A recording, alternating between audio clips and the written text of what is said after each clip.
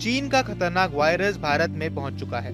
बेंगलुरु में एचएमवीपी का पहला केस मिल गया है। बेंगलुरु में 8 महीने की बच्चे को एचएमपीवी वायरस की पुष्टि हुई है। बुखार के चलते बच्चे को शहर के एक निजी अस्पताल में भर्ती कराया गया है। ब्लड टेस्ट के बाद एचएमपीवी वायरस का पता चला। वहां के लैब ने इस बात की पुष्टि की है। हालांकि केंद्रीय स्वास्थ्य मंत्रालय ने इसकी आधिकारिक पुष्टि अभी तक नहीं की है।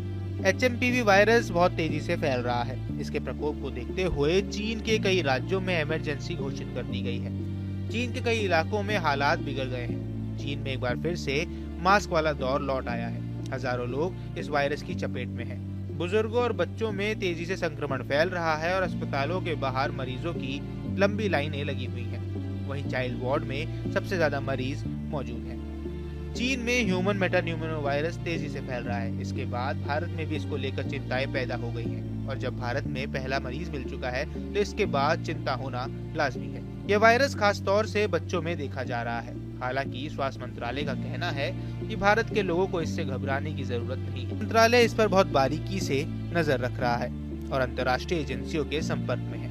नेशनल मीडिया चाइना डेली के अनुसार एचएमपीवी वायरस का केस मौजूदा समय में चीन के हॉस्पिटल में आने वालों में सबसे आम वायरल बुखारों में से। इस बीच केरल की सरकार ने अस्पतालों को अलर्ट पर रहने के आदेश दिए हैं। केरल के स्वास्थ्य मंत्री वीना जॉर्ज ने कहा, चीन में जो रहस्यमय बीमारी फैल रही है, आमतौर पर सर्दियों में ही इस तरह के वायरस एक्टिव होते हैं। भले ही यह वायरस ज्यादा खतरनाक ना हो, लेकिन बुजुर्ग, बीमार लोगों और गर्भवती महिलाओं को सतर्क रहने की जरूरत है।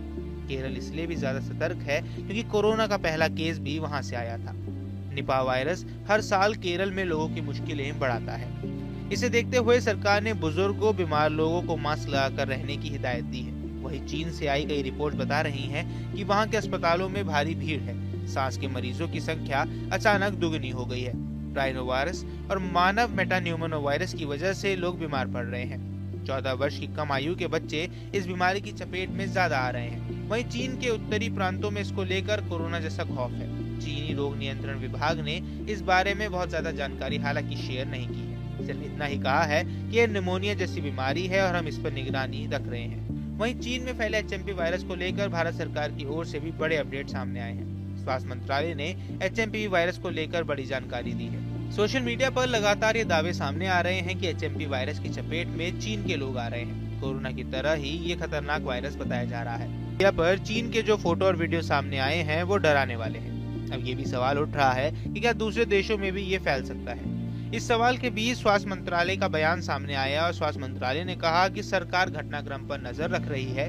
फिलहाल वायरस के संक्रमण की रफ्तार में कोई वृद्धि नहीं देखी गई है। समय पर देश में पहला मरीज मिला है। इसको देखते हुए भारत सरकार ने अलर्ट घोषित किया है। बाकी इस मुद्दे पर आपकी क्या राय है, हमें कमेंट बॉक्स पर जरूर बताएं। देश दुनिया की तमाम खबरों के लिए न्यूज स्टेट के चैनल को सब्सक्राइब करना न भूलें।